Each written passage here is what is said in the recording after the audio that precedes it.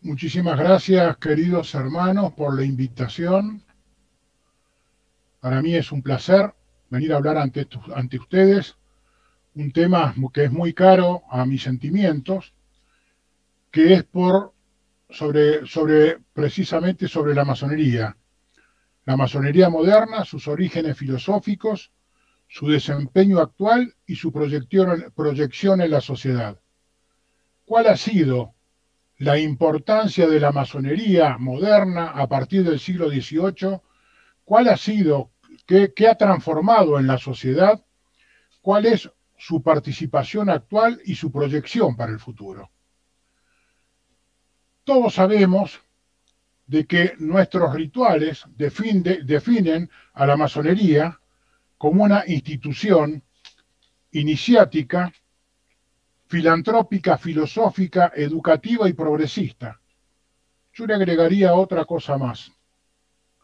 También somos, por lo que les voy a comentar, a hablar en el trabajo que le presento ante ustedes, la masonería es una sociedad política apartidaria.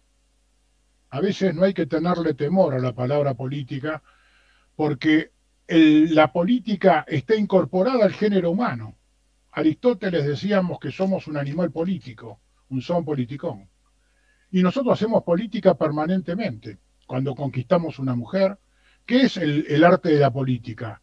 El arte de inclinar voluntades, de tratar de incorporar lo que uno piensa al otro y de influir sobre su forma de ser y su forma digamos, de moverse.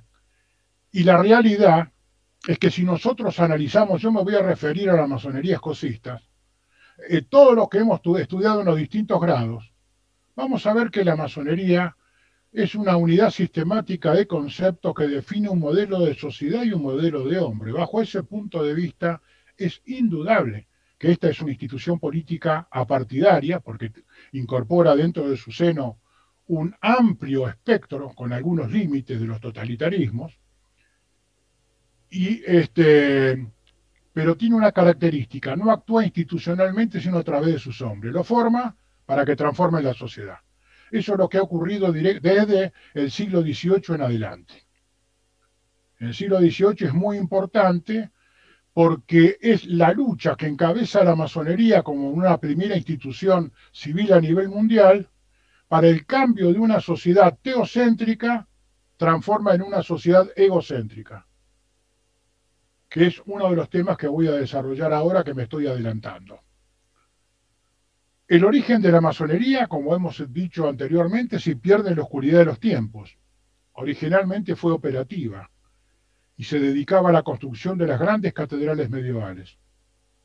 Después de un gran debate en el siglo XVIII, se transforma en especulativa, incorporando filósofos, políticos, militares, con el objeto de modificar la sociedad. Ese era el objeto, de democratizarla. Aparece después de las guerras de religión del siglo XVII, entre la reforma protestante y la contrarreforma católica, que eran guerras de exterminio. Fue parte de un vasto proceso de cambio cultural que dio origen a lo que hoy conocemos como las democracias modernas. ¿Cuál era su propósito? Reunir los dispersos, reconciliar a los hombres por encima de sus divisiones lingüísticas, nacionales o religiosas.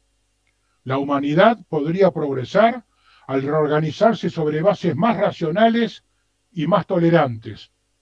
Con el recuerdo latente de las guerras de religión, inventaba una utopía, una nueva filosofía del género humano.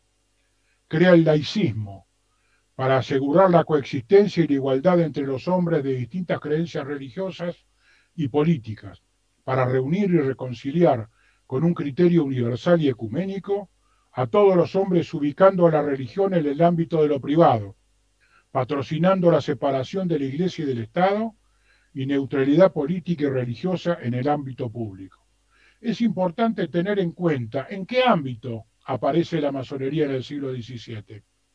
Es un momento que imperaba el absolutismo monárquico y había un pequeño sector de la sociedad que gozaba de los bienes y servicios de esa época. Los países centrales Más del 80%, digamos el 85% eran analfabetos y no tenían acceso a la educación ni a la salud. Solamente había un 15% o menos que era el que gozaba de todos los bienes y servicios. El resto no existía. Estaba para eso. ¿Y cuál era la fundamentación? Que había un ser superior que así lo había determinado. Si nosotros analizamos cuando se inicia el proceso de la independencia en el virreinato del Río de la Plata, ¿cuál era los índices de desarrollo humano? Vamos a advertir que solamente el 5% en el virreinato del Río de la Plata era alfabeto y tenía acceso a los bienes y servicios y gozaba de los bienes y servicios de esa época. El 95% era analfabeto y no tenía acceso a la educación y a la salud. Las mujeres eran todas analfabetas con excepción de algunas excepciones, como puede ser la mujer de Moreno o Mariquita Sánchez de Tonsos. El resto era... Entonces había una ardua lucha a nivel mundial que se daba con la aparición de la masonería que quería laicizar la sociedad y democratizarla y lograr lo que después vamos a hacer, una sociedad igualitaria en libertad. ¿Y qué planteaba la masonería? Plantea la democratización de la sociedad y la soberanía popular como justificación de la relación de mando y obediencia que es el poder. Acá hay un cambio muy importante que ya vamos a ver más adelante. Acá plantea de que la justificación de la relación de mando y obediencia que es el poder es a través de la soberanía popular y le da el mismo voto al caballero pobre que al monarca.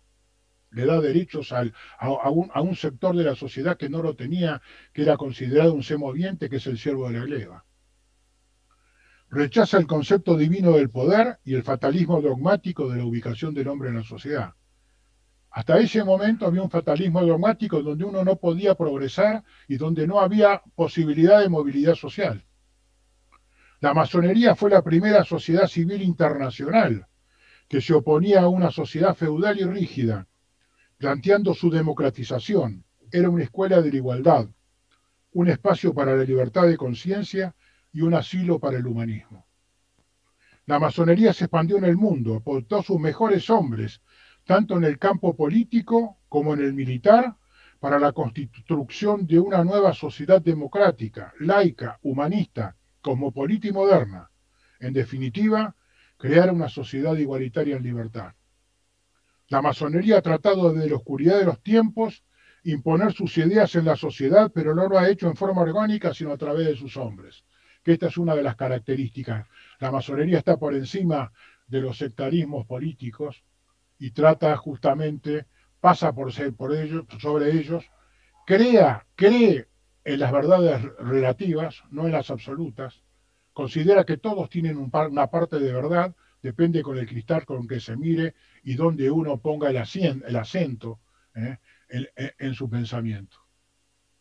Y trata de que cada uno ratifique sus convicciones y tratar de buscar puntos comunes que son las que se van a transformar en políticas de Estado y objetivos nacionales. Es a partir de este momento que, basado en estos principios, llevaron a la sociedad profana a la propuesta de una organización social, política y económica de la orden masónica, como base para el ordenamiento jurídico y constitucional, tales como la defensa de la soberanía popular, la autodeterminación de los pueblos, la igualdad jurídica, la división de poderes, la representación, las libertades de pensamiento, expresión y conciencia que son estudiadas en la pasividad de nuestros templos. Se formaron dos grandes logias, la Gran Logia de Inglaterra y la Gran Logia de Escocia, la de Inglaterra protestante y la Gran Logia de Escocia católica. Rivalizan por el trono inglés y son derrotadas las logias escocistas que se trasladan a Francia y ahí crean lo que se denomina la masonería latina. Esta corriente de la masonería es la que va a tener una participación muy importante en las luchas por la democratización de la sociedad y en la independencia americana. Las logias inglesas tienen una escasa participación en todo el proceso emancipador. Fíjense que todas las repúblicas latinoamericanas surgen, toda la independencia de Latinoamérica surgen como repúblicas, salvo algunas excepciones, precisamente por este pensamiento. La forma de acceder al poder en las democracias republicanas y en las monarquías constitucionales, que son defendidas por estas dos líneas y corrientes a nivel mundial, es mediante el ejercicio de la soberanía popular. Es importante cómo se expandió la masonería en el mundo. La Gran Logia de Inglaterra propuso una masonería única y universal, por ellos dirigido, y la Gran Logia Escocista que se instaló en Francia propuso la expansión de la masonería creando grandes logias independientes por cada estado, con determinados principios y valores, que es precisamente lo que ocurrió en toda Latinoamérica y también en Europa. En la masonería escocista o latina, que es en la que estamos hablando nosotros, si relacionamos los juramentos y el discurso del orador en los distintos grados, podemos presentar tranquilamente una plataforma política. En realidad, es una unidad sistemática de conceptos que propone un modelo de hombre y un modelo de sociedad. Por eso yo digo que es una institución política partidaria. Es la que organiza, ¿y qué es lo que hace la masonería? ¿Qué es lo que propone? Organiza la sociedad civil, indican cómo deben ser los jueces, considera el trabajo como un derecho y además como un deber para alcanzar la perfección. En sus grados propone, entre otras cosas, el derecho de resistencia a la opresión. Defiende al hombre ante cualquier poder omnímodo o despótico, y como tal ha sido la creadora de los derechos del hombre y del ciudadano, y lo protege del ejercicio abusivo del poder represivo del Estado, y como tal es la creadora de la Declaración de los Derechos Humanos del año 1948, fue inspirada directamente por hermanos masones en las Naciones Unidas. Reitero que la masonería ha tratado de la oscuridad de los tiempos imponer sus ideas en la sociedad, pero no lo ha hecho en forma orgánica, sino precisamente a través de sus hombres. Es precisamente lo que ha ocurrido en distintos pasajes de la historia a nivel mundial.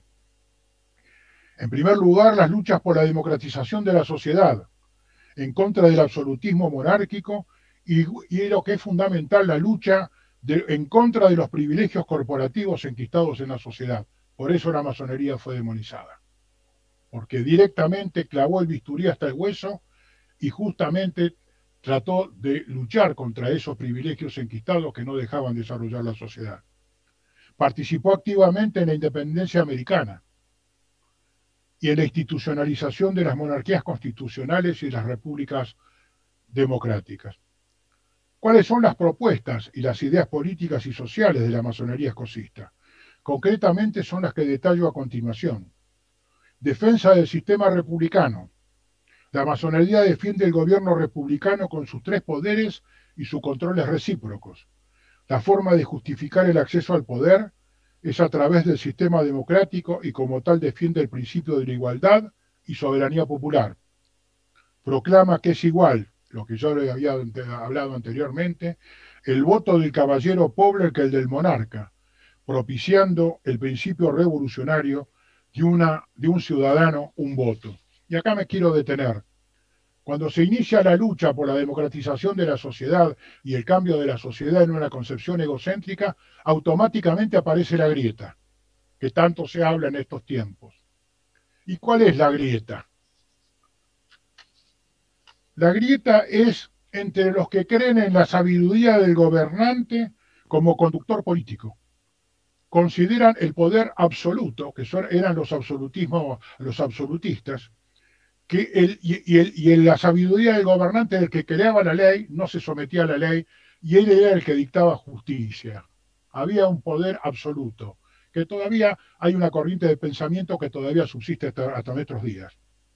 Y esto se oponía a los racionalistas ilustrados, que suplantan la conducción política por la norma jurídica y el conductor político por el intérprete de los códigos jurídicos. El criterio racionalista subordina al orden político al ordenamiento jurídico constitucional como previo y necesario. Es decir, que subordina todo su accionar a un acuerdo previo que es la Constitución Nacional. Esta definición no me corresponde, sino que es precisamente la que hace Arturo Sampay cuando en el libro el pensamiento político de Rosas define a los absolutistas y este, a los racionalistas ilustrados, como nos define él a nosotros. Nos define como los que defendemos, justamente, subordinamos nuestra accionar a la ley y a la Constitución Nacional en la división de poderes y todo lo demás. Defiende fundamentalmente la libertad, el derecho y la libre manifestación del pensamiento y la palabra. Defiende la soberanía popular contra los atentados de la tiranía, la superstición y los abusos del poder. Para alcanzar estos fines propone una educación popular y el sostenimiento de la justicia, tanto masónica como profana. Defiende el sufragio universal, secreto y obligatorio. Para afianzar el sistema democrático propone la libertad de expresión y el derecho de reunión para poder expresar sus ideas. Defiende el derecho de propiedad, teniendo la obligación de tributar, pero participando en las decisiones de legislar en la materia. Además propone proteger y defender al pueblo contra toda exacción ilegal, defender sus derechos y procurar su bienestar y educación. Bajo ese punto de vista, es una sociedad que privilegia los valores éticos y morales en la sociedad. No admite ningún quiebre en el accionar de los hermanos. Por eso, fíjense, yo he tenido casos de hermanos que han sido denunciados en la justicia profana, salieron absueltos y la masonería los juzgó con sus tribunales. Y si vio que independientemente de haber sido absuelto, habían quebrantado el principio y los valores éticos de la masonería, los expulsó directamente. Eso es uno de los temas importantísimos de la masonería, porque estamos en una sociedad donde hay una carencia de valores, en una sociedad líquida, que eso después podríamos referirnos. Propone como política económica de los estados aplicar un sistema de tributación de acuerdo con las necesidades del pueblo y aspiraciones, combatiendo sin descanso la explotación del débil por el fuerte y apoyando las justas aspiraciones de cuantos propagan medios racionales de acrecentar la riqueza y el bienestar de los ciudadanos. La masonería en sus grados se opone a la explotación del hombre por el hombre. Plantea la necesidad de que todos tienen derechos y que tanto el que posee el capital como el que trabaja tienen que tener derechos, y hay que proteger al que trabaja y darle la posibilidad de que tenga derechos y que tenga capacidad de consumo para lograr el bienestar de la sociedad de forma igualitaria. Propone la defensa y sujeción de la Constitución Nacional como ley suprema, proclamando la igualdad de hombres, y como garantía de cumplimiento propone un Tribunal Supremo independiente. La justicia para el masón tiene que ser absolutamente independiente. No es suficiente promulgar una constitución según los nuevos principios del derecho. Es preciso impedir que se altere.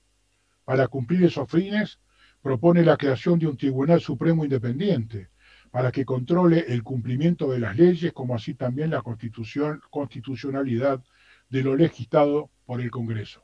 Establece controles recíprocos entre los poderes del Estado. Propone precisamente la resistencia a la opresión. La masonería defiende el derecho de resistencia a la opresión, propone luchar solos o unidos a otras personas para que nada abuse de su autoridad, para envilecerlos o reducirlos al vasallos o a la esclavitud moral. En su caso propone defender con las armas de la razón y la justicia la libertad y los derechos del pueblo, luchando para fomentar el bien común y no permitir que se atente arbitrariamente contra su libertad. También propone el derecho de resistencia a la opresión contra los despotismos de las dictaduras laicas o religiosas. Propone sacrificarse por el bien común, sosteniendo la libertad e independencia y soberanía de la patria, someterse a sus leyes proclamadas por la mayoría del pueblo, siempre que la voluntad de éste se halle libremente expresada por sus genuinos representantes. Hace una defensa cerrada de una educación igualitaria para todos, La masonería pone de manifiesto la preocupación permanente por la educación del ser humano como instrumento idóneo para lograr la perfección. Pero la educación la concibe enmarcada en los principios de igualdad, libertad y como corolario de ella la fraternidad.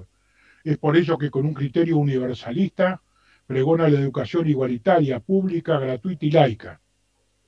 Propone la educación popular, luchar para extirpar el error y difundir la verdad, propagar y defender la libertad, igualdad y fraternidad. Sostiene el principio de igualdad social, evitando de esta forma las discriminaciones y los privilegios. Propone una educación para todos, para poder erradicar el error y la ignorancia, dicen nuestros grados, nuestros rituales. Proclama la libertad de cultos. Reconoce en todo hombre el derecho inalienable e imprescindible de rendir culto a Dios de la manera que juzgue conveniente según su razón. Proclama la libertad de cultos y la emancipación de la conciencia. Propone además la libertad de conciencia. Expresa que la única ley que debe propagarse es la libertad de conciencia para que cada uno adopte la ciencia y el culto que más le parezca. Quienes tratan de imponer a otros la esclavitud de la conciencia no solo insultan el libre albedrío, sino que consiguen envilecerlos. Como corolario de la libertad de culto y de conciencia, la masonería proclama el principio de la laicidad, como una nota que tipifica la orden masónica. Está enmarcada en los principios de universalidad e igualdad, que proclama la orden masónica y por tal motivo propicia la separación de la Iglesia y del Estado y la eliminación de la educación religiosa en los colegios. La masonería propone un modelo de sociedad, trata de organizarla, indica que los jueces deben ser justos e imparciales. Al practicar la justicia deben prescindir de distingos personales, atendiendo a los mismos, ya sean indigentes o magnates, una educación igualitaria. Debe guardar un equilibrio racional entre la dureza excesiva y la bondad indiferente. Deben buscar la equidad fundamentalmente. Además plantea que los embajadores deben ser nombrados por el Poder Ejecutivo y deben ser instruidos, dignos, perspicaces, afables, prudentes y en alto grado patriotas, educados y corteses. Defiende el derecho de extradición como auxilio de la justicia para combatir el crimen organizado, pero lo limita a quienes han cometido delitos graves, amorales y perversos. No debe aplicarse sobre los perseguidos por causas políticas. Además propone, y esto es muy importante tenerlo en cuenta, proteger al legal como castigar al perjuro. Nosotros al perjuro y al que dice una cosa y después se desdice y hace otra, o mantiene una posición, nosotros no admitimos esas cosas. Defiende la causa de los poseídos contra los opresores. Esto es básico y fundamental. Defender la tolerancia contra la intransigencia y defender el honor contra la deshonra. Es una institución que defiende los valores y el honor, como les decía a ustedes. Defiende también el derecho de asilo para proteger al perseguido por causas políticas. Defiende la ley de habeas corpus. Y esto es algo muy importante de tener en cuenta. La masonería concibe el trabajo como un derecho y un deber. Es un deber para lograr la perfección. Para alcanzar la perfección del hombre, solo es libre el hombre que trabaja, produce y vive de ellos, así como el que enseña a trabajar y producir a otros, y por independiente al hombre que se basta a sí mismo. Eso es básico y fundamental. Por intermedio de este principio se obliga, pero además tenemos que tener en cuenta que es un derecho, y al ser un derecho, la persona tiene el derecho de reclamarle a los gobernantes que si no tiene trabajo se le den un trabajo digno para su subsistencia. La masonería es la que ha luchado a través de los tiempos por la jornada limitada de labor. Fíjense que si escarbamos en la masonería operativa, en los gremios medievales del año 1000, 1100, ya existía la jornada limitada de labor, la división tripartita del tiempo. Eran organizaciones de avanzada, estábamos hablando del año 1000. Tenían el concepto de salario justo, la prohibición del trabajo nocturno, la división tripartita del tiempo y además tenían un sistema previsional que se atendía a los heridos, porque había muchos accidentes en las construcciones, y si morían, mantenían a las viudas hasta el fin de sus días. Hace 1000 años, esos derechos que tenían los masones operativos, la humanidad tardó 1000 años en universalizarlos, que se hicieron recién a partir del siglo XX. Se opone a la lucha de clases y a la guerra entre naciones. La francmasonería doctrina de la libertad, de paz y de justicia, repudia la guerra de clases, planteando como contrapartida la integración de sectores y la movilidad social ascendente, lo mismo que la guerra entre las naciones. Se opone al diálogo prohibiéndose como medio para dirimir los conflictos. Para la masonería el concepto de verdad tiene un valor relativo. No cree en las verdades absolutas ni en las reveladas. Entiende que el único límite del conocimiento es el de la razón enseña. En conclusión, esta es una apreciada síntesis de las ideas políticas y sociales sustentadas por la orden masónica que tienen por objeto formar a las personas que lo integran en principios y valores democráticos, con un gran contenido ético y moral que es la base de su sustentación. Las constituciones nacionales, esto es importante tener en cuenta, desde la primera constitución norteamericana, toda en Latinoamérica y todas las constituciones europeas, las constituciones de nuestros respectivos países, han sido redactadas en base a una síntesis de las ideas políticas y sociales contenidas en los 33 grados de la masonería. Cuando nosotros se nos pregunta cuáles son las ideas políticas y sociales que propone la masonería, la síntesis es precisamente la Constitución Nacional. Hubo un presidente argentino que dijo: mi plataforma electoral es la Constitución Nacional, y todos pensaban que era un eufemismo el que decía. No, los masones sabemos que lo que él estaba planteando, de que su plataforma electoral era el desarrollo de los 33 grados de la masonería, y la síntesis era la Constitución Nacional. Los grandes objetivos propuestos en las ideas políticas y sociales aquí expuestas, que tienen su origen en el movimiento filosófico y cultural de la Ilustración, esto es lo que tenemos que tener muy presente, porque hablamos del pasado y ahora vamos a hablar del presente y del futuro. Estas ideas políticas y sociales todavía no han sido cumplidas. No se ha logrado el funcionamiento pleno de la República, ni el acceso igualitario a la salud y a la educación.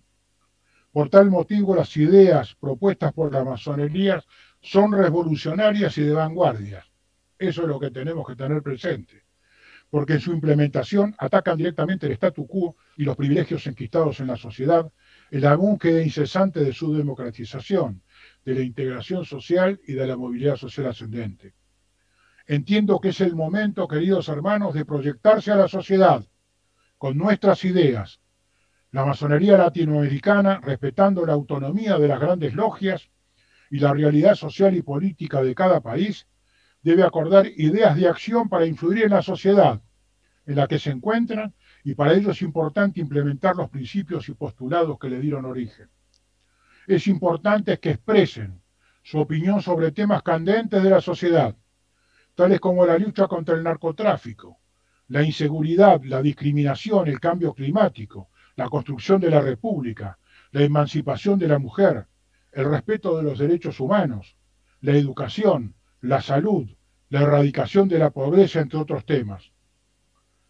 Debemos reconstruir la república, debemos luchar por una educación pública, gratuita y laica de excelencia en todos sus niveles, para posibilitar el acceso del conocimiento independientemente de la condición social. Ello no implica estar en contra de la educación privada. Lo que garantizamos es el acceso igualitario al conocimiento.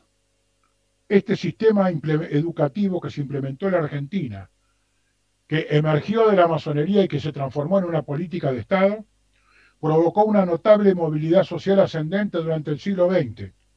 Permitió que el hijo del obrero pueda ser profesor universitario o presidente de la nación. Todos los presidentes argentinos, fíjense ustedes que hay una característica en Argentina: desde la mitad del siglo XX hasta ahora no nos gobernó la aristocracia, sino que nos gobernaron, porque todos los privilegios le integraban, han sido hijos o nietos de los expulsados por la pobreza y la miseria de la vieja Europa. Todos los presidentes argentinos tienen un antepasado iletrado. Eso es algo muy importante que ahora se está poniendo una serie de obstáculos y nosotros tenemos que luchar precisamente por volver a reimplantar una educación de excelencia en Argentina. La educación en Argentina llegó a niveles de excelencia. El país obtuvo 5 premios Nobel y otros tantos científicos integraron equipos que lograron la obtención de esos premios. Debemos luchar para implementar un sistema de salud que permite el acceso igualitario a la atención médica de excelencia, independientemente de la condición social de la persona. Estas son las ideas fuerzas que propone que se implementen en la sociedad como un instrumento democratizador y de cambio. La masonería, por su carácter ecuménico y por contener en su seno un amplio espectro ideológico, fue el lugar donde se convinieron las políticas públicas y los grandes proyectos nacionales.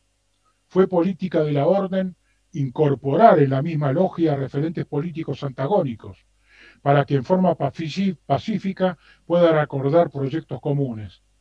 Y acá me viene a la memoria un abrazo histórico en el año 1860 entre dos contendores que habían cruzado sus espadas en el campo de batalla, Mitre y Urquiza, en una tenida histórica que se conoce como la Unidad Nacional, se dieron un abrazo y unieron el país, y es ahí cuando conforman la Argentina y el Estado soberano de Buenos Aires, que se estaba conformando como una república independiente, se une a la Confederación Argentina y forman la Argentina como estamos nosotros.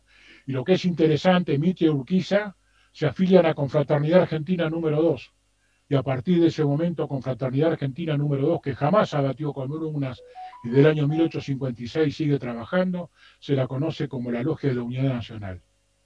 Fíjense ustedes que cuando se enfrentaron en Pavón, a veces hablan del misterio de Pavón, los dos pertenecían a la misma logia. Saquen ustedes sus propias conclusiones.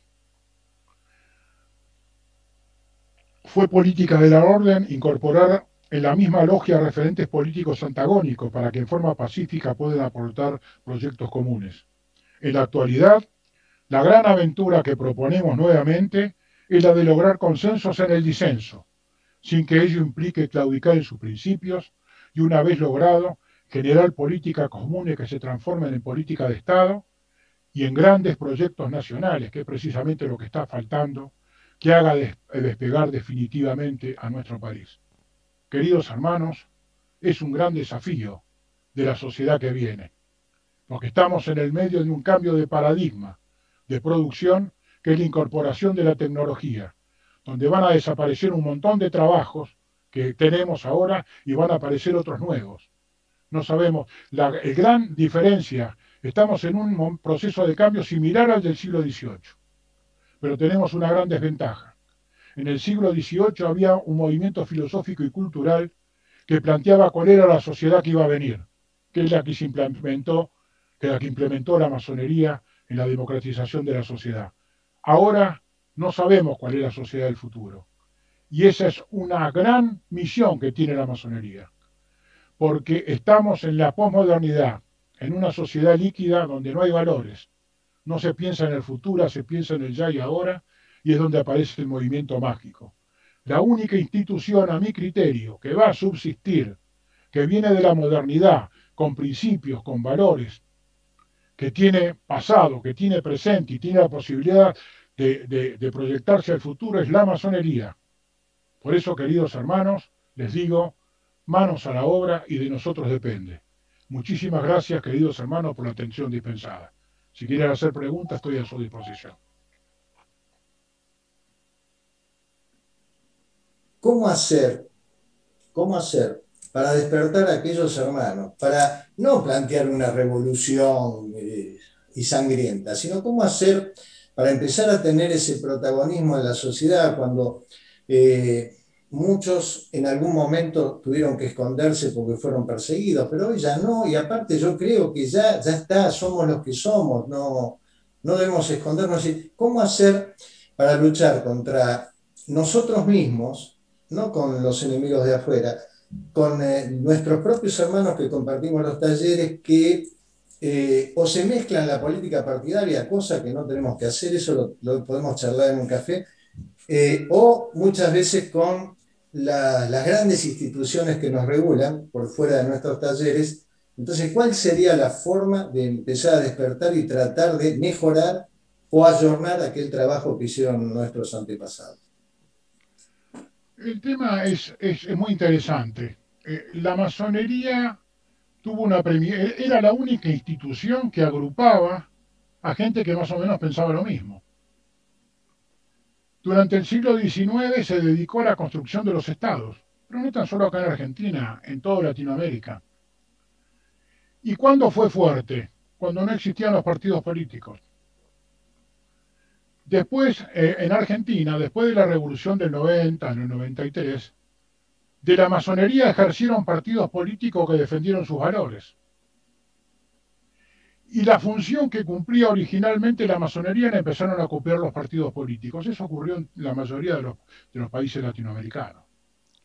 Y la masonería mantuvo su importancia, pero en un segundo plano, aportando hombres a todas esas organizaciones partidarias. Eran partidos que defendían los valores era un partido de valores. Ahora, ¿qué ocurrió? Que no tan solo acá, sino ha ocurrido en la mayoría de los países. La sociedad cambió. De la modernidad, de la que somos nosotros hijos de la modernidad, pasó a la posmodernidad. Todo es relativo. Antes teníamos una sociedad de valores, de la lectura, ahora es la sociedad de la imagen. Es una sociedad donde es muy difícil ver a una persona un nuevo dirigente político o lo que sea, que pueda armar un silogismo. Uno los ve a veces en las campañas que tienen un cassette en la cabeza, si uno lo saca del cassette, no saben racionar. Eso es por falta de lectura. La que está combatiendo la sociedad de la imagen con un nuevo proyecto educativo es Japón. ¿Y en qué se basa Japón? En la lectura. Obliga desde los primeros grados hasta el final leer 2 o 3 libros por año. Y además incorpora las matemáticas.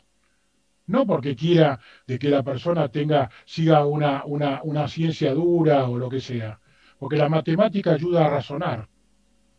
Si uno comprende y entiende la matemática, sabe armar silogismo, que era justamente lo que ocurría en la época nuestra. Yo a veces no quiero ser autorreferencial, pero yo soy de la generación del 70, en la época de los grandes oradores, en la época en que si uno hacía política había que leer, había que estudiar. En la universidad, cuando uno iba a la universidad, no podía sentarse en el bar si no había leído los diarios, cosa que la mayoría no lo hacen. Y cuando venía un dirigente y quería ser candidato, le pedíamos la plataforma electoral y le tomábamos examen de los grandes oradores. Y era una juventud soñadora que creía en la transformación de la sociedad. Esto fue cambiando cada vez más. Fíjense que ya no hay plataformas políticas. Se evocan al hombre y votamos a dirigentes que no sabemos qué es lo que van a hacer, ni qué es lo que van a proponer. Entonces, eso es lo que nosotros tenemos que cambiar. Tenemos que volver a la sociedad de la lectura, a la sociedad de los valores, a que mantengan sus principios y mantengan sus valores para el futuro. Y por eso yo decía que este es un movimiento único, porque esos partidos políticos creados por la masonería desaparecieron, porque no representan a la sociedad que estamos insertos en este momento. Y yo a veces digo, pero ¿cómo? Si nosotros somos una institución de la ética y de los valores y de la ¿cómo se llama?, de la modernidad. ¿Podemos tener vigencia? Sí, porque nosotros no estamos en lo que es, sino que estamos en lo que del deber ser. Además tenemos instituciones propias. Somos un poco un Estado dentro de otro, con principios y valores, y sabemos cuál es el futuro, que es una reconstrucción de una sociedad igualitaria en libertad. Hay que rediscutir todo, y eso es fundamental. Ahora, si bien la masonería se retrajo por determinadas circunstancias, Fíjense que cuando la masonería se retrae desaparecieron los objetivos nacionales y las políticas públicas porque era la función nuestra gestarlo. Entonces ahora es lo que tenemos que aparecer. No obstante ello, hemos tenido participación en distintos gobiernos. Y estamos apareciendo nuevamente en el firmamento. Una de las características son los ataques en los distintos países a la masonería. Nos atacan porque estamos creciendo. ¿Y por qué nos atacan? Porque nos están demandando presencia en la sociedad, justamente para decir lo que nosotros decíamos. No hay que temerle al ataque. Hay que ir para adelante. Eso es un poco lo que sostengo, ¿no?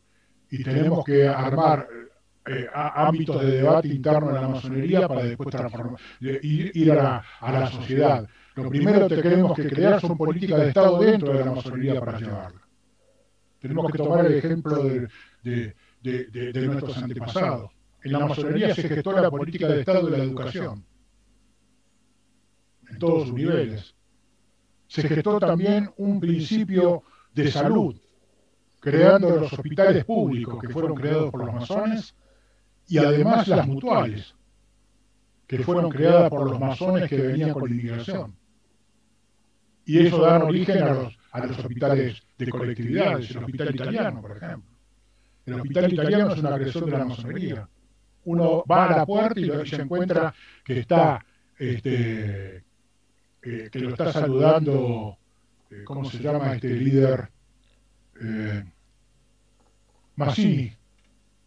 Mazzini lo está saludando, que es uno de los grandes que participaron en la guerra por la unificación italiana. Y bueno, tenemos que asumir ese desafío y es una obra titánica que tenemos que llevar adelante, ¿no? Del Ecuador. Primero, para felicitar a Nicolás por esta presentación, muy interesante. Realmente nos hace recordar lo que debemos ser la masonería, lo que debemos ser el filosofismo de la masonería. Mis hermanos, tal vez ustedes recuerden que en el año anterior, por ocasión del aniversario del Segundo Supremo Consejo de Ecuador, invitamos a una reunión internacional y en esa ocasión se firmó la Carta de Quito. Una Carta de Quito que está vigente con varios de los puntos que nos ha recordado nuestro hermano Nicolás. Y coincidencialmente, el día de hoy, el Segundo Supremo Consejo sacó un comunicado para todos los hermanos de la masonería, para las autoridades que, como ustedes conocen, están recién electas, tienen que posesionarse en mayo, para poder hacer conocer cuál es nuestro pensamiento. Pero ¿cómo lo hicimos esto? Organizamos un seminario taller vía Zoom, se organizaron mesas de trabajo y los hermanos dieron todas las ideas de lo que pensarían que debe ser el pensamiento del filosofismo. ¿Para qué? Para el Ecuador que soñamos, para el país que soñamos, para el país que queremos heredar a nuestros hijos. ¿Por qué? Porque creemos, como dice el hermano Nicolás, que la masonería tiene que hacer política, pero no política partidista. Y lo entendí también que dijo que también se debe formar a los hermanos para que ellos en forma independiente hagan política partidista y puedan intervenir en sus grupos. Mis hermanos, en el documento, que no lo voy a leer todo, son apenas 4 páginas a doble espacio, pero no lo voy a leer, estamos indicando el pensamiento y hemos dado ideas de lo que pensamos sobre el ámbito político normativo, sobre el ámbito educativo, sobre el ámbito salud. Hemos dado nuestra idea sobre el ámbito seguridad, que es muy fundamental para nosotros, sobre el ámbito económico productivo, el ámbito ecológico ambiental y algo muy importante que no debemos olvidar los masones, el ámbito cultural. El ámbito cultural debe tener, igual que los otros, una atención muy fundamental. Tenemos que rescatar nuestra cultura, nuestra idiosincrasia, nuestros hábitos de vivir y sentirnos orgullosos de eso. Y debemos compartir con todos nosotros. Entonces, mis hermanos, es para indicar de que tiene que ser la masonería activa, tiene que estar activa con la sociedad, tiene que hacerse conocer nuestro pensamiento de insatisfacción porque las mayorías están mal. Tenemos que salir de nuestra área de confort. Creo que ya no es momento de continuar viviendo solamente en nuestros templos para poder seguir analizando con un café y solucionando en las cuatro paredes. Mis hermanos, además les comunico que hemos organizado lo que llamamos las cámaras operativas, en que se integran los hermanos que quieran. No es obligatorio. ¿Y para qué? Para poder, por ejemplo, en este momento, crear ciudadanía, hacer capacitación con la gente del pueblo que quiera conocer cuáles son sus deberes y sus derechos. Si es que no tenemos una ciudadanía una población con conocimientos de ciudadanía, vamos a seguir manteniendo los mismos esquemas actuales. Hay cámaras que están todavía formándose, que tienen interés en asuntos ambientales, en asuntos sociales, que no es un asunto partidista político, es un asunto de la masonería, es una responsabilidad social, si vale el caso decirlos. Mis hermanos, les agradezco que me hayan permitido informarles de esto, pero lo que hemos sacado hoy queremos hacer llegar a todas partes. Y si ustedes nos permiten, con muchísimo gusto enviaremos esto a todos ustedes, a los panamericanos, a todas partes, que es nuestro aporte de las ideas que venimos trabajando desde el periodo anterior, que lo hicimos con la Carta de Quito y la formación de las cámaras operativas. Gracias, mis hermanos, su atención. ¿Crees vos, querido respetable hermano Ebrelia, que Argentina va camino a la consolidación de un narcoestado? ¿Vos pensás, respetable hermano, que nosotros podemos llenar un rol para evitar que eso suceda? En caso de que fuera cierta esa premisa, ¿pudiéramos evitar un camino en ese sentido? ¿Qué pudiéramos hacer nosotros, según tu opinión, respetable hermano, para evitar que muchos partidarios o políticos que surgen de estructuras vacías, que no respetan ni las leyes orgánicas partidarias ni de financiación de partidos políticos, de financiamiento de partidos políticos, que ocupan cargos de gobierno y están en situación de poder en la República Argentina, de todos los colores políticos, utilizan nuestras banderas, nuestros preceptos, pero con hipocresía, con mentira y con un afán de engañar a la población que dicen representar? ¿Cómo es tu opinión y cuál sería tu mensaje hacia nosotros para que nosotros pudiéramos, en tal caso, enderezar nuestro actuar y también nuestra voluntad, para que existiese cierta correlación entre lo que nos preocupa de la sociedad actual en la que vivimos, que es profundamente violenta y agresiva, y contra el ideal que nosotros pretendemos sostener y mantener, y que alguna vez nuestros queridos hermanos del pasado supieron consolidar para la patria? Gracias, querido hermano. Sí, querido hermano Reynoso, recuerdo los cafés que hemos tomado y hemos charlado bastante de los distintos temas, los más variados. Lo que vos tomás, el tema que vos tocaste es un flagelo muy grande, no tan solo de la Argentina, sino trasciende nuestras fronteras. La forma de combatirlo es teniendo presencia activa en las distintas organizaciones, tanto políticas como sociales, y empezar a trabajar nosotros, formar hombres que tengan los valores que proponemos nosotros justamente para combatir todas este problema tan serio que es la incorporación del narcotráfico en la política y en la sociedad. Pero no hay otra forma de que formemos equipos, trabajemos y nos insertemos.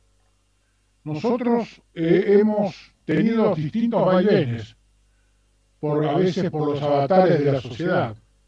En este momento estamos en una etapa de crecimiento donde tenemos presencia de hermanos en los más variados lugares e instituciones. En la política, en el ámbito social, en el ámbito de las organizaciones intermedias y todo lo demás. Es usual, no lo mencionamos, porque por ejemplo uno prende la televisión y hay científicos, hay políticos, hay comunicadores sociales, hay cientistas políticos que pertenecen a la orden. Antes estaban desaparecidos y ahora aparecen. Por supuesto no se identifican porque nosotros tenemos una ideología que la clavamos hasta el hueso y atacamos precisamente esos poderes enquistados. Atacamos los poderes corporativos enquistados y los privilegios y también atacamos justamente a los que pretenden incorporar el narcotráfico en Argentina, que eso es uno de los temas muy importantes. Hay una de las instituciones en las que tiene la posibilidad de trabajar e incorporarse en las distintas instituciones, somos nosotros. Pero tenemos que tener la decisión y trabajar en eso. Es uno de los grandes flagelos. Eso da para varios debates y realmente armar distintos proyectos. Pero yo insisto, primero tenemos que armar nosotros nuestras políticas de Estado y llevarlas a la sociedad. Como se hizo con la logia docente, con la ley 1420, como se hizo con las logias que trabajaron en la reforma universitaria del 18, que le abrieron las puertas a todo el mundo, independientemente de su sector social, y le permitieron el acceso ilimitado al conocimiento. Era una cosa importantísima. Los hospitales públicos, por ejemplo, en Argentina, llevan la mayoría de nombres de médicos masones, donde se garantiza, con todos los males y con todos los problemas, se garantiza una salud de excelencia. Y yo les quiero contar una anécdota que tengo en relación a eso. Cuando yo fui gran maestre, de distintos países me llamaban para hacer interconsulta con médicos argentinos. Y yo les decía, ¿por qué? Porque acá estábamos debatiéndonos en determinadas crisis. Me dice, porque está la excelencia médica. Y bueno, ¿qué querés? Me dice, no, queremos médicos de hospitales públicos. ¿Cómo de hospitales públicos? Porque nosotros los evaluamos. Dice, no. Por ejemplo, en pediatría, en el Garrahan están los mejores médicos de América Latina. En el hospital de niños también. Y me fueron marcando los distintos hospitales donde hay una atención de excelencia. Lo que pasa es que no hay recursos. ¿Y por qué no hay recursos? Porque tenemos que combatir justamente con esos intereses corporativos que no permiten una salud integral para todos. Como se fueron oponiendo también a una educación integral para todos, en forma paulatina. Entonces, eso es lo que tenemos que levantar esas banderas y empezar a luchar. Eso es básico y fundamental. Y también, desde luego, lo que vos planteás, la incorporación del narcotráfico, para evitar que se transforme esto en un narcoestado, ¿no? Desde ya. En alguna oportunidad leí algo, veía una noticia sobre un ministro de Educación de Francia. El actual gobierno, no sé si sigue siendo ministro de Educación, pero creo que está como funcionario en el área de deportes del actual gobierno de Francia, el de Michel Blanquer. Entre algunos postulados que este político decía en el año 2017 precisamente, cuando asumió el cargo, hablaba de que la vuelta de algunos aspectos metodológicos y didácticos de la enseñanza en la primaria y en la secundaria. Era necesario retomar las antiguas prácticas del dictado, la constante lectura,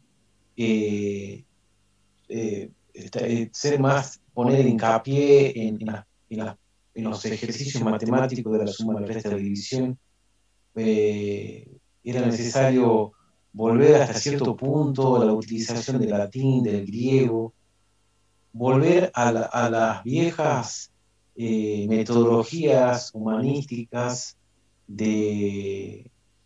hasta cierto punto fácticas, y el conductismo, porque y ha dado resultados satisfactorios, no solamente en el proceso de enseñanza y aprendizaje, o las propuestas que tiene el docente con los alumnos, sino también en los resultados de los niños, específicamente en la lectoescritura, en la comprensión del texto. Es a donde todos y la mayoría de los alumnos de todos los niveles, y luego se los ve en su trayectoria académica en la universidad, el gran error o el gran problema que tienen mucho es la comprensión de texto. A los alumnos les dan las preguntas, toman las evaluaciones y no han entendido qué es lo que le han preguntado, no han entendido qué han estudiado. Creo que hay que volver a las raíces, volver a ciertos sistemas, aunque muchos de acá deben ser docentes y me van a criticar, pero hay que volver a las bases metodológicas. Y esas bases metodológicas son bien marcadas por los hermanos ya desde el comienzo, antes de la ley 1420, como lo planteó Sarmiento con las maestras normales traídas de Norteamérica, sino también desde implementar la higiene, implementar el orden, sobre todo la disciplina, no como un pesar, no como un castigo, sino como una norma de vida, y el respeto a los docentes, el respeto a la institución escolar como el segundo hogar. Podemos quedarnos hablando de esto mucho tiempo, hermano, pero bueno, celebro estas instancias de diálogo y de conocimiento, y tu enorme humildad para compartir tu conocimiento, querido hermano Nicolás. Muchísimas gracias a los organizadores por habernos invitado y crear esta instancia. Es cuanto, querido hermano. Querido hermano Carvajal, es muy interesante lo que vos planteas. Es cierto, tenemos que volver a la sociedad de la lectura, porque acá hay un serio problema. La vez pasada estaba leyendo los índices a determinada edad, cuáles eran los términos que manejaban. Una vez le pregunté a los jóvenes por qué, los chicos de 15, 16 años en general, hay excepciones, por supuesto, no se acercaban a la tribuna a escucharlo, a las disertaciones. Y una persona me dijo, ¿sabés qué pasa? No los entendemos. ¿Cómo no nos entienden? Sí, porque para entenderlos a ustedes necesitamos a alguien que esté al lado y nos traduzca. Y entonces me puse a estudiar el tema. Un chico de 15, 16 años maneja de 600 a 700 términos. Una persona que sale del secundario maneja 3.000 términos. Un profesional que ha ido a la universidad con la antigua educación y todo lo demás, maneja de 19.000 a 30.000 a 20.000 términos. Y los premios Nobel, tanto del Perú como colombiano y todo lo demás, manejan 34.000 términos. Yo tuve una experiencia tremenda. Yo soy abogado laboralista y antes de la pandemia atiendo a unos muchachos jóvenes normales. Y cuando yo le hablaba me daba cuenta que no me entendían. Entonces tenía que decirle los sinónimos hasta que me pescaban. Y es por eso, porque hay un problema muy serio. Al ser la sociedad de la imagen, entonces tenemos un serio problema. Hay que volver a la sociedad de la lectura. En nuestra época se leía desde el primario. Y le daban los libros para leerlo el fin de semana y después había que comentarlo en clase. Me acuerdo de la colección amarilla, de Sandokan, Vida de Lobos, etcétera, etcétera. Y uno se iba formando. Ustedes fíjense cómo se ha limitado que los artículos de fondo de los diarios ya no son tan largos como antes. Si uno va a escribir un artículo en Telam, le dicen que no puede ser más de dos páginas, A4. ¿Y por qué? Porque si es más no lo leen. Y ustedes fíjense que ahora uno se ha incorporado a la técnica. Si un WhatsApp es demasiado largo, larguito no lo leen. Quieren punto y se terminó. Y que no haya demasiado análisis y raciocinio. Bueno, eso hay que trabajar. Y después hay un tema que planteó Carabajal que es interesantísimo. La reestructuración de la sociedad. Nosotros tenemos una sociedad totalmente desestructurada.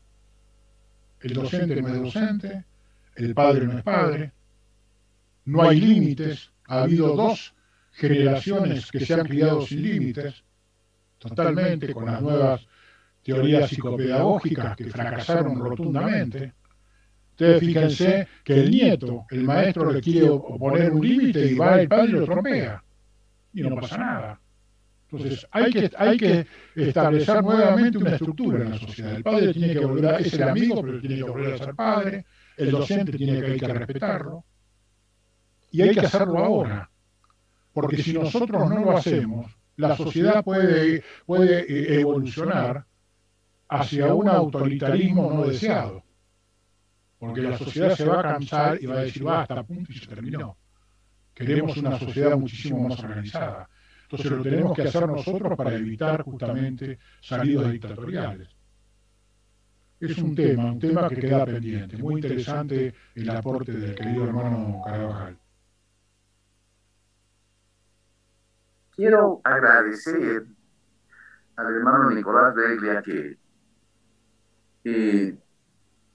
da de su tiempo, primero porque el masón da gratis de su tiempo, no nos pagan para venir, para estar en día.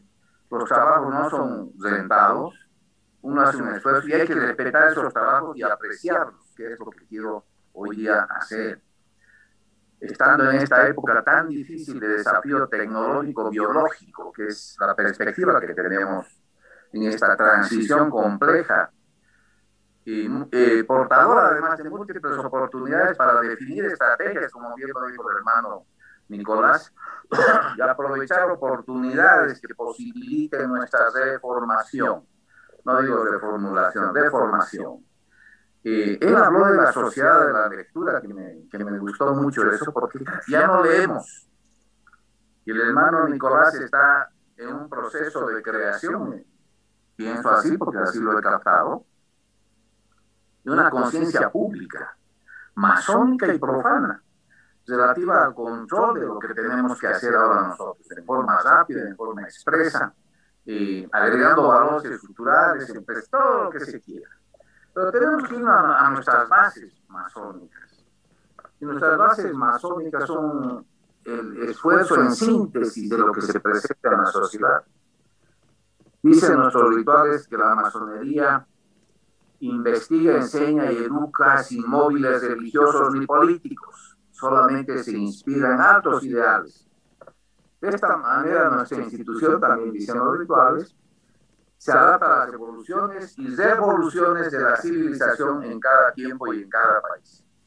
El hermano Nicolás ya nos ha explicado esto de ser un método, una forma de institución en estos temas de cambio. Es evidente que la ciencia y la técnica merecen nuestra admiración y respeto, porque nosotros somos de este planeta, somos de este mundo, y en nuestra institución hay sabios investigadores, por cuanto contribuyen a nuestro progreso como condición humana. Nuestros principios que forman este ideario masónico nacieron hace muchísimos siglos atrás y se confundieron con aquellos que prácticamente tuvieron errores y prejuicios, como en todas partes. Ha habido enajenación del hombre también en algunas situaciones complejas. Sin embargo, creo que nosotros tenemos la capacidad de pensar en forma separada como masones, con los valores éticos y morales, que son, en definitiva, como ustedes ya lo han dicho, el hermano Carvajal también, a través de la educación y la cultura que nosotros debemos tener, que eso es importante, como factores decisivos del proyecto de una nueva sociedad. Si algún hermano con esta charla, y lo digo con todo cariño y respeto para todos y cada uno de vosotros, ha quedado la sensación de desesperanza frente a la magnitud de los desafíos que debemos afrontar, Hay un eminente historiador masón, no me acuerdo el apellido, si es Lenhoff o Lenhoff me parece. Y su libro se llama Los masones ante la historia. Y él nos habla que hace mucho tiempo lo leí. Yo también debo entrar nuevamente a la sociedad de la lectura porque lo hemos ido dejando. Y allá nos dice algo sobre Fichte, sobre Lessing, diferentes formas que han trazado tan horribles, especialmente Fichte, que ha sido consciente de la tarea que debemos tener. Pero sin embargo, los masones, al tratar de ver esta historia, no debemos juzgar pesimistamente las perspectivas de la vida futura. El masón siempre debe ser optimista, tal como Prometeo moribundo atado a la roca gritó triunfante a Júpiter. ¿Crees tú que desespero, le dijo, porque no se hayan cumplido todos mis sueños? ¿O porque no se hayan abierto todas las flores? No, nosotros vamos a seguir trabajando, la masonería va a seguir trabajando, y nosotros somos así.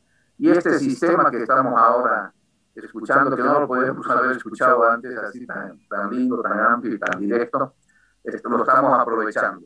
Eso es lo que quería decir, mis hermanos, y viajar con ustedes siempre a través de la masonería. Muchas gracias, don Eloy, y a todos un cariñoso abrazo, saludo y muchísimas megas de cariño, porque ahora es virtual todo, así que muchas gracias. Así es, muchas gracias, muy buenas palabras. Me gustaría traer algunos aportes a partir de la perspectiva presentada por nuestro venerable hermano Nicolás. La Argentina y su aporte sobre los libros es fundamental porque conocí la Argentina como el país de los lectores. Debe ser muy difícil. Y sentí después que fui otras veces a Buenos Aires cómo se perdió esta costumbre que diferenciaba tanta la nuestra nación porteña, ¿no? De José Bielstra, porque mi padre se llamaba Osvaldo Pugliese, ¿no? Manuel es maestro de tango todavía. Argentina nos permitió tener tal vez uno de los mayores autores del siglo XX, que Jorge Luis Borges. Y Jorge Luis Borges quedaba impresionado con el mundo que esperaba la Argentina, y de una forma u otra, usted, venerable hermano Nicolás Brella, hace un diagnóstico de este mundo, y Argentina es un señal para nosotros en Argentina. En un señal es como una luz que nos permite decir lo que puede ocurrir en América Latina, y me gustó mucho el aporte de nuestro venerable hermano del Ecuador con sus talleres prácticos de acción política. Y en este sentido yo hago mi pregunta. La pandemia permite, como dijo, me gusta decir, la pandemia aceleró procesos históricos y cambios históricos. Lo que ocurre en América Latina y la tragedia brasileña es una aceleración de un proceso histórico que creemos que nunca ocurriría nada que está ocurriendo. La pandemia también, acelerando procesos históricos, permite esta reunión que ahora es ya una tradición de la academia, que reúne todos nosotros de Latinoamérica, para todos los países de Latinoamérica. También aceleró la exclusión digital. Hoy no tenemos solamente un problema de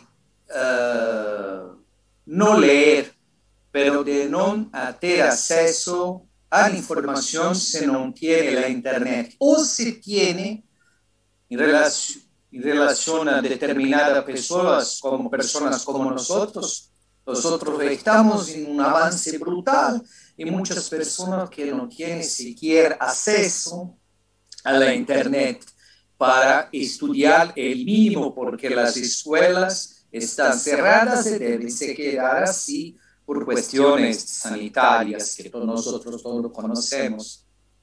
Se puede discutir, pero es lo que ocurre.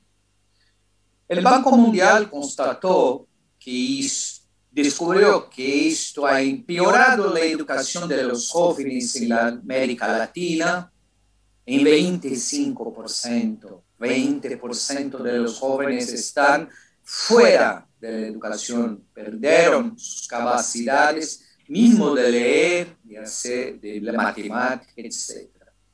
Yo le pregunto, ¿cómo la masonería puede universalizar esta posibilidad que nos permite hablar en el mismo tiempo, hermanos, de todos los países de la América, con la inclusión de estos jóvenes que, como el Banco Mundial constató, nos estamos en una guerra? Hablaba el otro día con un amigo de España y él habló, Fabio, estamos en una guerra como la Segunda Guerra Mundial. Como la masonería, como nosotros, me gustó mucho el ejemplo del Ecuador, ¿no?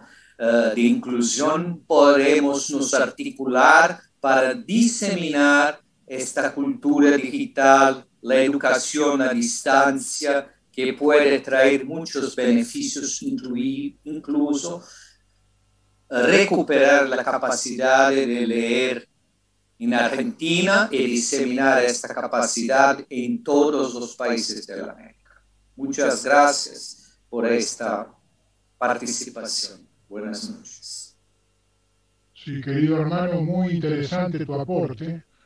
Yo creo que la pandemia ha acelerado los procesos y ha avanzado justamente la incorporación de la tecnología, que estamos justamente en el medio de ese proceso en los cambios de paradigma de producción. El problema que se está planteando, que es el que no tiene acceso a los medios informáticos, se cae del sistema. Porque se está el tema del Zoom y la educación a distancia, que tiene que estar complementada con la presencial, y la comunicación como la que estamos teniendo nosotros, es verdaderamente revolucionaria. Eso se pensó que iba a ser en 3-4 años y se aceleró por el tema de la pandemia. Pero yo creo que la masonería tiene, como en otras épocas, luchar por una sociedad igualitaria, de acceso para todos, y que todos tengan la posibilidad de tener acceso a los medios informáticos y una educación para todos. Yo creo que tiene que haber toda una reformulación de la sociedad que viene. Porque vamos a tener una sociedad, nuevos trabajos que todavía no sabemos cuáles son, basados en la tecnología, pero se va a producir una superproducción y tenemos que garantizar consumo. Recordemos que las grandes crisis económicas se producen por abarrotamiento de stock y por falta de consumo. Entonces, eso es un tema que hay que repensarlo y hay que analizarlo. Pero la idea es una lucha integral para que todos tengan la posibilidad de acceso en forma igualitaria. Eso es un tema que da para el análisis. Es interesante lo que planteó el hermano del Ecuador, crear todos esos grupos y todos esos trabajos, que creo que vamos a tener que empezar a implementarlo en las distintas grandes logias y en los distintos supremos consejos, por supuesto. Muchas gracias, venerable hermano. Tenemos que darnos cuenta de que no estamos solos, que la masonería es universal y aprovechar para impulsar todos estos valores que lamentablemente en mi época había una materia que se llamaba educación cívica, que ya no existe. Y entonces, al no existir un elemento de poder insistir en que esos valores de ética y de moral estaban allí, ahora con la desestructuración de la familia, con los problemas que tenemos en la educación, que está realmente, no quiero decir tan a la izquierda, o querer ser vanguardista por el hecho de ser progresista. Eso no es progreso. Eso es una implosión de lo que puede ser el conocimiento del ser humano. Dicho esto, también quería pedir, si fuera posible, tener en PDF vuestra conferencia, porque lamentablemente muchos hermanos no han podido estar hoy con vosotros por el problema del horario, pero seguro que se van a encantar de poder tener una posibilidad de leer y que yo transmitiré en vuestras palabras, si así me lo dejáis, lo que os he discurrido esta noche. Y también quería puntualizar un primer tema que se tocó y que lo dijiste tú, Nicolás, que la masonería era una institución filantrópica. Difiero. La masonería no es una institución filantrópica, sino que los masones, todos nosotros, tenemos que ser filántropos. Exactamente. Pero no como institución. La masonería para eso ya creó a la Cruz Roja, al Lions Club, al Rotary Club, a los Boy Scouts, y ellos y esas ONGs están para la ayuda del prójimo. Pero nosotros, aparte, lo tenemos que hacer sin que nuestra mano derecha sepa lo que hace nuestra mano izquierda. Y de hecho, gracias a esta pandemia, hemos tenido la ocasión, o por lo menos en mi caso, de conocer a gente en el edificio donde vivo que yo nunca ni había dicho buenos días. Porque hubo un confinamiento tal que nos hizo ser más solidarios, pedirle a la señora de abajo si quería que le fuera a comprar el pan o si quería tirar la basura. Creo que nos ha hecho mucho más humanos y hemos podido llegar a un entendimiento de que nos estábamos apartando de muchas de las condiciones por las cuales entramos en la masonería. Y con esto quería nuevamente agradeceros y deciros que estoy encantado de estar con vosotros y que también les invitaré a nuestras tertulias. Y lo que nosotros sí estamos haciendo, porque aquí en España la cosa es bastante más complicada, utilizamos medios como el Ateneo para dar conferencias. Y realmente tenemos mucho éxito por ahí. Y también tenemos un periódico, que se llama El Obrero, que publicamos artículos de todos los hermanos y van en todos muy en consonancia con lo que dijo nuestro querido hermano del Ecuador. Y bueno, y estamos abiertos a recibiros aquí en Madrid cuando la situación lo permita, y me encantará poder departir con vosotros unas tapas y un buen vino. Muchas gracias. He dicho, venerable maestro.